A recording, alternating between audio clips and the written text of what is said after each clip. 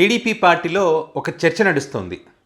అధికారంలోకి వచ్చామన్న ఆనందం తప్పితే మరి వైసీపీ పార్టీ ఏదైతే మన పార్టీని విమర్శిస్తూ ఉందో, మన పార్టీ విధానాలను విమర్శిస్తూ ఉందో, మన పార్టీలో ఉన్నటువంటి నాయకులను విమర్శిస్తూ ఉందో, మరి అదేవిధంగా ముఖ్యమంత్రి గారిని వీరందరికి సంబంధించి విమర్శిస్తున్నటువంటి క్రమంలో తిప్పి కొట్టడంలో ఎందుకు మనం ఫెయిల్యూర్ అవుతున్నాం?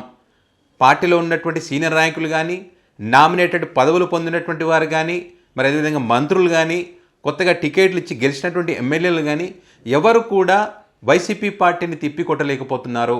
ఈ మధ్యకాలంలో అనేక అంశాలకు సంబంధించి వైసీపీ పార్టీ గట్టిగానే ప్రజల్లోకి తీసుకువెళ్ళింది.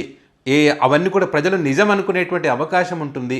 ఎందుకని మీరు తిప్పికొట్టలేకపోతున్నారని చెప్పి వాటికి సంబంధించి అంటే కరెంటు బిల్లులకు సంబంధించి వాటి గురించి ఎందుకు తిప్పికొట్టలేకపోయారు?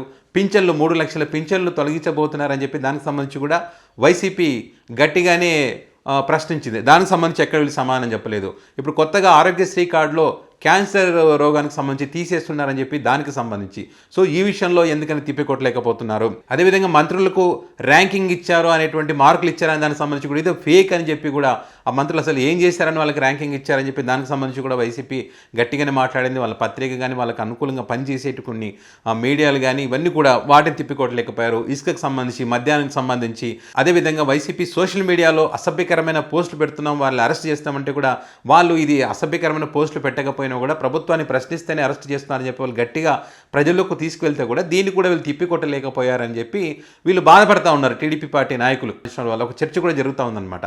సో మరి ఎందుకు తిప్పికొట్టలేకపోతున్నారు వీళ్ళు అంటే, పార్టీలో ఉన్నటువంటి సీనియర్ల యొక్క ఉద్దేశం ఏంటంటే, మేము కష్టపడ్డాం పార్టీ కోసం, మాకు ఎలాంటి పదవులు రాలేదు, కొత్త వాళ్ళకు పిలిచి టికెట్లు ఇచ్చారు, వాళ్ళకి పదవులు ఉన్నాయి, మంత్రి పదవులు కూడా ఉన్నాయి, నామినేటెడ్ పదవులు కూడా ఇచ్చారు, మరి వాళ్ళతో మాట్లాడిపించండి, మాకెందుకు ఈ గోల, మాకెందుకు పెంట, సీనియర్ల యొక్క భావనంట. అందుకే వాళ్ళు ఏం మాట్లాడలేకపోతున్నారంట. మరి మంత్రి పదవులు వచ్చినటువంటి వాళ్ళు ఎందుకు మాట్లాడట్లేదయ్యా మీరంటే, ఏముంది సార్, మాకున్నటువంటి శాఖల మీద గ్రిప్పు తెచ్చుకోవడానికి మాకు సమయం పడుతుంది, కాబట్టి దీనికి సంబంధించి మేము గ్రిప్పు తెచ్చుకోవాలంటే దీని మీద దృష్టి పెట్టాలి, కానీ వాటి మీద ఎట్లా దృష్టి పెడతామని చెప్పి మరి కొంతమంది ఆలోచన చేస్తూ ఉన్నారంట. అదేవిధంగా ఎమ్మెల్యేలు కొత్తగా ఎన్నికైన వాళ్ళు ఉన్నారు, అంతకుముందు వచ్చినటువంటి వాళ్ళు కూడా ఉన్నారు. వీళ్ళకి సంబంధించి కూడా సో వీళ్ళ యొక్క ఉద్దేశం ఏంటంటే, అసలు ఏమని తిప్పి కొట్టాలి? మనం కరెంటు ఛార్జీలకు సంబంధించి వాళ్ళు ఆరోపణలు చేసినప్పుడు ఏ రకంగా మాట్లాడతాం? వాళ్ళు అధికారంలో ఉన్నప్పుడు బాధుడే అన్నాం, మనం అధికారంలోకి వచ్చిన తర్వాత మనం బాధుతా ఉన్నాం. మరి దీనికి సంబంధించి వైసీపీ పార్టీదే తప్పు అని చెప్పి మనం ఏ రకంగా వాళ్ళని మీ తప్పు కారణంగానే అని చెప్పి మనం అంటూ ఉంటే, ప్రజలు అంటూ ఉన్నారు మీరు సంపద సృష్టించి ప్రజల మీద భారం వేయకుండా ప్రజలకు మీరు సంక్షేమం అభివృద్ధి చేస్తామని చెప్పారు కదా, అందుకే కదా మీకు ఓట్లు ఇచ్చిందని చెప్పి ప్రజలు భావిస్తున్నటువంటి క్రమంలో మేము ఈ రకంగా మాట్లాడితే ప్రజల్లో మేము చులకన అయిపోతాం, మా రాజకీయ భవిష్యత్తు దెబ్బతింటుంది, కాబట్టి మేము ఏం మాట్లాడాలి? మరి అదేవిధంగా పింఛన్లకు సంబంధించి వైసీపీ పార్టీ బలంగా ప్రజల్లోకి తీసుకువెళ్తుంది, 3.5 లక్షకు పైగా పింఛన్లు తొలగిస్తుంది కూటమి సర్కార్ అని చెప్పి గట్టిగా చెప్తుంది, ప్రజలు కూడా నమ్ముతున్నారు.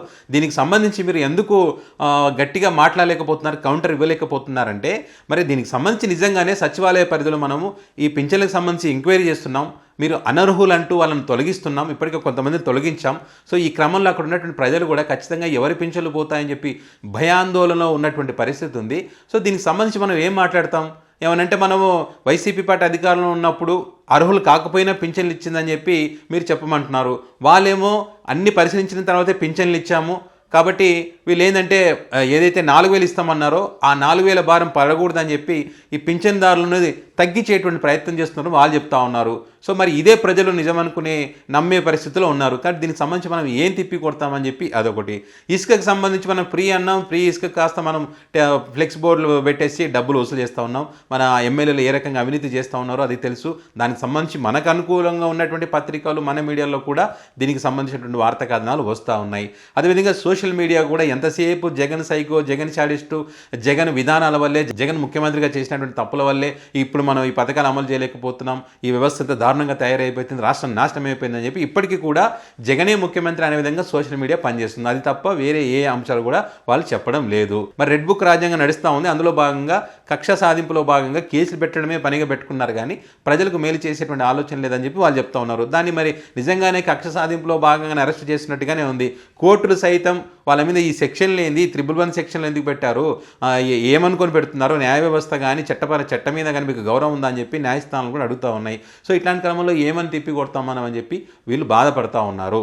కొన్ని జిల్లాలకు సంబంధించి అంటే మొత్తం జిల్లాల మొత్తం చెప్పుకోవాలంటే చాలా టైం పడుతుంది. కొన్ని జిల్లాలకు సంబంధించి చూస్తే కనుక ఆ ప్రాంతంలో వైసీపీ పార్టీకి చెందినటువంటి వాళ్ళు మాట్లాడుతున్నటువంటి మాటలకు, ఇప్పుడు నెల్లూరు జిల్లా తీసుకుంటే కాకాని గోవర్ధన్ రెడ్డి మాట్లాడేటువంటి మాటలకు అక్కడ ఉన్నటువంటి సీనియర్లు మంత్రి నారాయణ గారు కానీ, అదేవిధంగా ఆనం రామనారాయణ రెడ్డి కానీ వీళ్ళెవరు కూడా మాట్లాడలేకపోతున్నారు.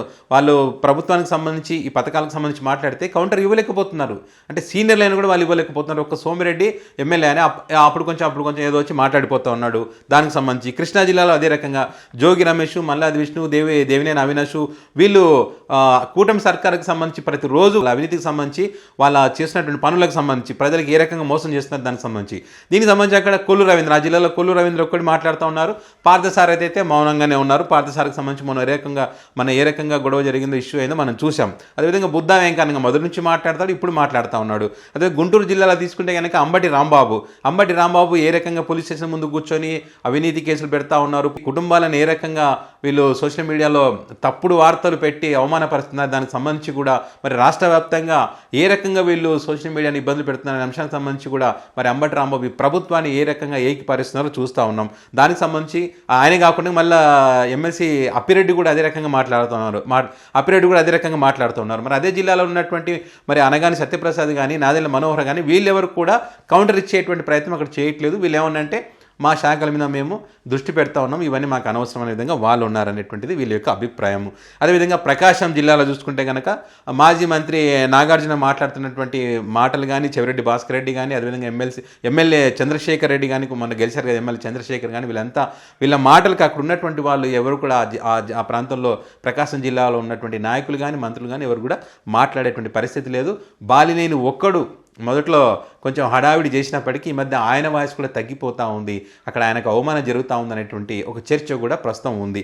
సో మరి వాళ్ళు కూడా సైలెంట్గా ఉన్నారనేటువంటిది వీళ్ళ యొక్క అభిప్రాయం. ఇక మిగతా మంత్రులు కానీ, నాయకులు కానీ, వాసంశెట్టి సుభాష్, కందుల దుర్గేష్, మరి సీనియర్ అనేటువంటి గంటా శ్రీనివాసరావు కానివ్వండి, అదేవిధంగా దాడి వీరభద్రరావు వీళ్ళు కూడా సైలెంట్గానే ఉన్నారని చెప్పి, అదేవిధంగా శ్రీకాకుళం జిల్లాలో చూస్తే కనుక సిదిరి అప్పలరాజు బాగానే కౌంటర్ ఇస్తున్నారు అక్కడ. సో అక్కడ మరి సీనియర్ నాయకుడు అచ్చెన్నాయుడు మౌనంగానే ఉన్నారు అక్కడ.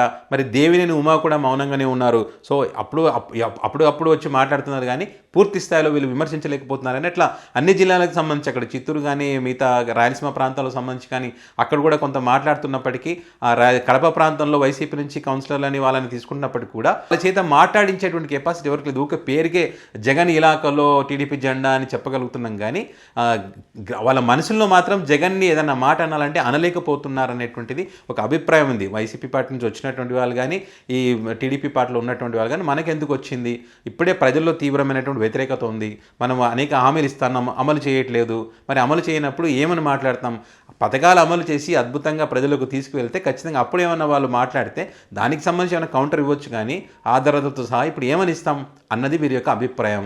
కాబట్టి ఆ రకంగా టీడీపీ పార్టీలో ఒక చర్చ నడుస్తూ ఉంది, ముఖ్యంగా పవన్ కళ్యాణ్ గారి గురించి. పవన్ కళ్యాణ్ గారు ఎందుకని మౌనంగా ఉన్నారు? మరి ఆయన మౌనానికి సంబంధించి ఒక చర్చ ఏంటంటే, గతంలో అంటే అధికారంలోకి రాకముందు మహిళలను అక్రమంగా రవాణా చేశారనేటువంటి ఆరోపణలు, ఒక తీవ్రమైనటువంటి ఆరోపణలు పవన్ కళ్యాణ్ చేయడం జరిగింది. సో దానికి సంబంధించి ఏమైంది? అంత అబద్ధం అని తేలింది. అదేవిధంగా మరి ఇది ఏదైతే డ్రగ్స్ సరఫరా చేస్తుంది వైసీపీ, యువతను నాశనం చేస్తుందని చెప్పి మరి డ్రగ్స్ సంబంధించి కంటైనర్లు వచ్చాయని చెప్పి కూడా పెద్ద ఎత్తున తీవ్రమైనటువంటి ఆరోపణ అది కూడా. సో దానికి సంబంధించి ఏమైంది? అది కూడా అబద్ధం అని తేలింది. మొన్నటికి మన సుప్రీంకోర్టు చివాట్లు పెట్టింది కదా, ఇప్పటం గ్రామానికి సంబంధించి 14 మంది మీద వాళ్ళ చేత కేసు పెట్టించి హడావిడి చేసి రోడ్డు మీద పడుకొని ఆ కారులో బానాటి మీద వెళ్ళి హడావిడి హంగామా చేశారు కదా, దానికి సంబంధించి కూడా ఏమైంది? అబద్ధమని తేలింది. మొన్న అదేవిధంగా కాకినాడ పోర్టుకు వెళ్ళి రైస్కి సంబంధించి హడావిడి చేశారు.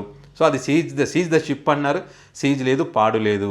అదేవిధంగా స్టెల్లాకు సంబంధించిన షిప్ను వదిలేస్తారు, దానికి సంబంధించి తీవ్రమైనటువంటి ఆరోపణలు.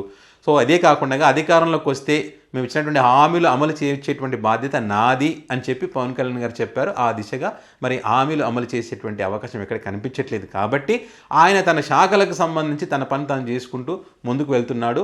ఇక్కడ లోకేష్ బాబు ప్రతి దాంట్లో ఇన్వాల్వ్ అవుతున్నారనేటువంటి అసంతృప్తి కూడా ఆయనలో ఉంది. కాబట్టి మరి ఇన్ని తప్పులు పెట్టుకొని మనం వైసీపీ పార్టీని, జగన్మోహన్ రెడ్డిని ఇంకా ఏ రకంగా విమర్శిస్తాం? ఇప్పటికే విమర్శిస్తున్నాము, సైకో, షాడిస్ట్ అని పదే పదే జగన్మోహన్ రెడ్డి తిడుతున్నాం. కానీ ఇది ప్రజల్లో విరక్తి కలిగిందంటే ప్రజలు తిరగబడే అవకాశం ఉంది. కాబట్టి సైలెంట్గా ఉండడమే మంచిది అనేటువంటి ఆలోచనతో పవన్ కళ్యాణ్ గారు కూడా ఉన్నారనేటువంటిది చర్చ. సో ఇట్లా ఓవరాల్గా అందరూ కూడా టీడీపీ పార్టీకి సంబంధించిన సీనియర్లు, ఇప్పుడు కొత్తగా ఎన్నికైన వాళ్ళు, పదవులు వచ్చిన వాళ్ళు, పదవులు రాని వాళ్ళు, వీళ్ళందరూ కూడా అభిప్రాయం ఏంటంటే అడుచు తొక్కనేలా కాలు కడగనేలా, ఎందుకు మాకు ఈ పెంట అన్న విధంగా వీళ్ళు అదే ఆలోచన ఉన్నారు కాబట్టి మౌనంగా ఉన్నారు. వాళ్ళు వైసీపీ పార్టీకి కౌంటర్ ఇవ్వలేకపోతున్నారు. వీళ్ళు కౌంటర్ ఇవ్వాలంటే ఖచ్చితంగా వీళ్ళు ఇచ్చినటువంటి హామీలు అమలు చేస్తే తప్ప వీళ్ళు మాట్లాడలేనటువంటి పరిస్థితి. అంతవరకు వీళ్ళందరూ కూడా మౌనంగానే ఉంటారు.